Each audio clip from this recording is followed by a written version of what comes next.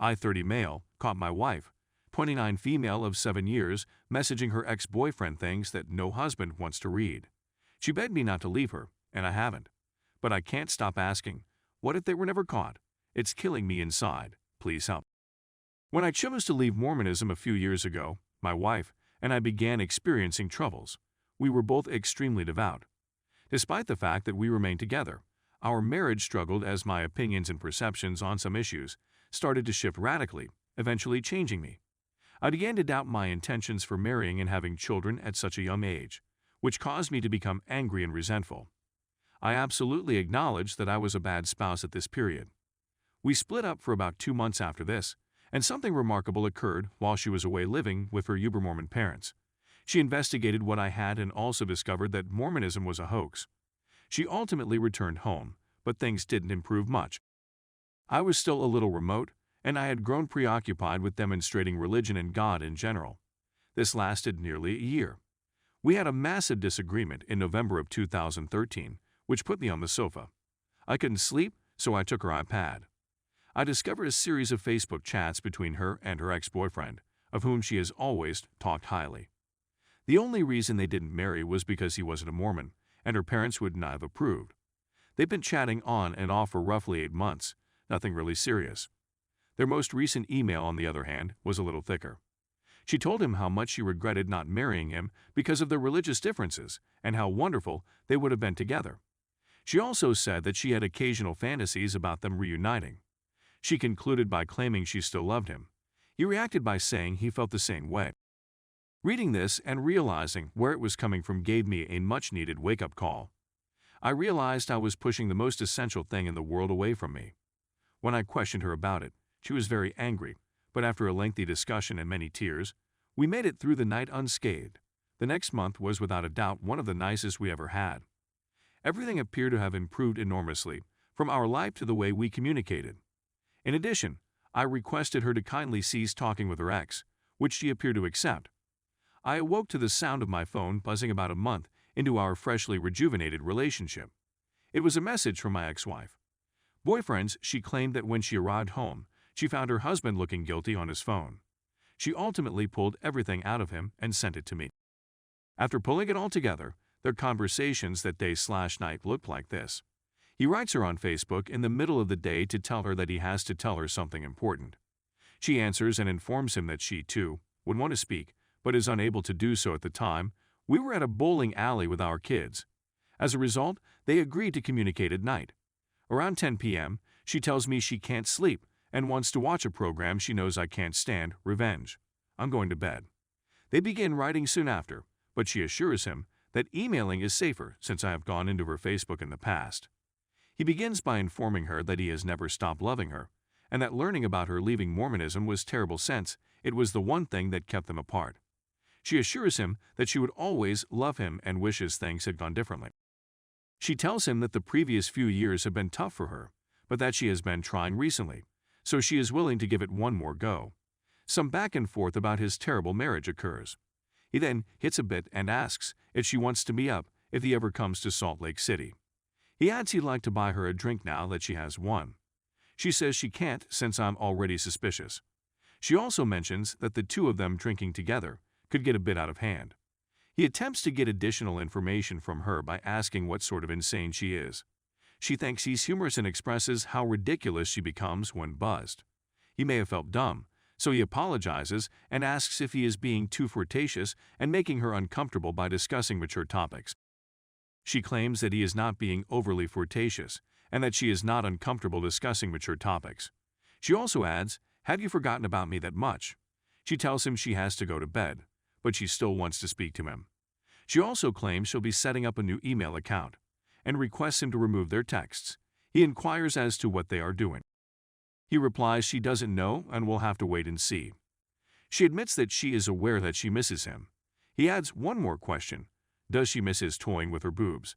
This irritates her more than anything else, since he thinks about it often. "Aha, I figured," she says exactly. Yes.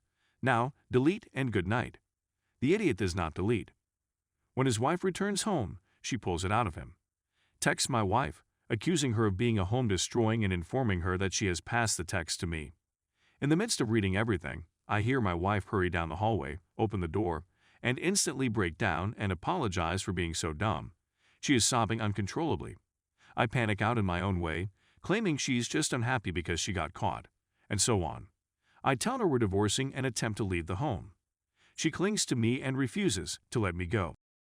She admits that she was caught up in the moment and had no intention of things going anywhere.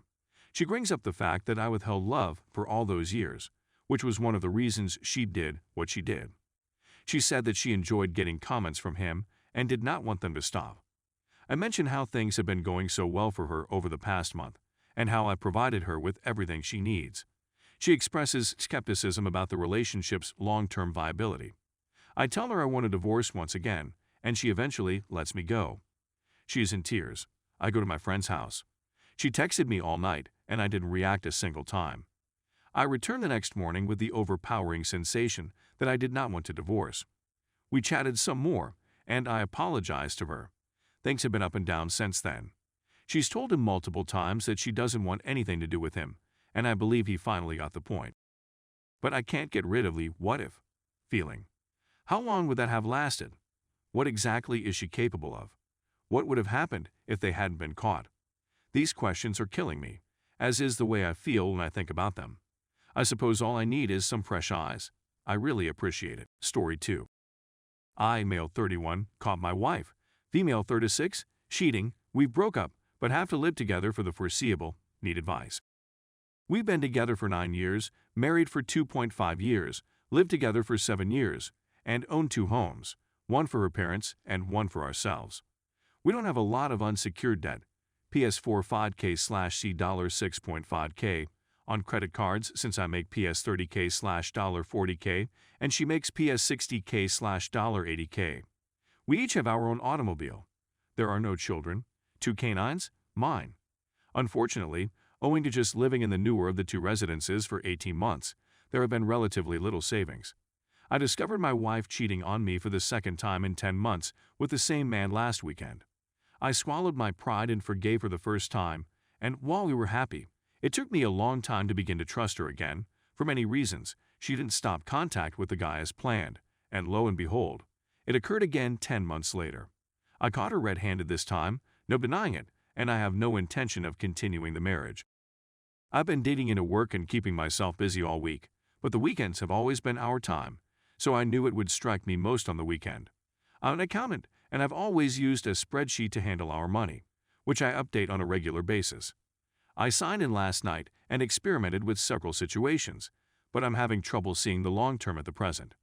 We sat down and spoke about money, and we decided that for the time being, not much can change in terms of expenses. So I devised a plan to pay off the credit cards, one over 3 months that isn't interest-free, and the other over 12 months that is. After the bills are paid, we'll both have much more discretionary money than we've ever had. PS 900 / $1,200 on my side and PS 1,700 / $2,200 on hers. Sorry for the length, but I simply wanted to emphasize that we are financially stable both together and separately, with no dependents. The true problem is that I don't have someplace to go. My parents live in a 1-bedroom apartment, and her parents reside in our old home, and owing to medical issues, I have no intention of A, moving them out, or B, bringing my wife in and irritating them. The purpose of this agreement was for them to spend the rest of their life in this home. I care about these folks and don't want her daughter's actions to jeopardize that arrangement. As a result, we're still living in the same home for the time being. I'm in the spare bedroom, and the rest of the home is ours. That's really strange. We're nearly behaving normal, but we're not eating or sleeping together. I'm not resentful for the time being. In fact, a huge part of me anticipated her to do it again, so I'm pleased on some way that I no longer have to cope with the suspicion or worry. But I'm at a loss on what to do in the long run. I dropped 5 pounds in 1 week since I haven't eaten much. So I'm curious if anybody has been in a similar situation. Could you suggest anything I should be doing to better prepare myself for when things become ugly? I have a free day ticket to my gym that I'm going to use today in the hopes that it will assist with my discipline and attention, but other than that, I'm absolutely lost. I apologize in advance for the lengthy message and any spelling errors. I'm on my phone. Thank you for your consideration. Update. Even if some of it is undeservedly heinous, I talked with her parents, and they are ready to go in a few months, so I'm going to move back into my old home. I spoke with the ex, who was inebriated, and he was going to divide up the belongings, and I'd end up with the dogs. The remainder will be handled by attorneys. Thank you for reading my article.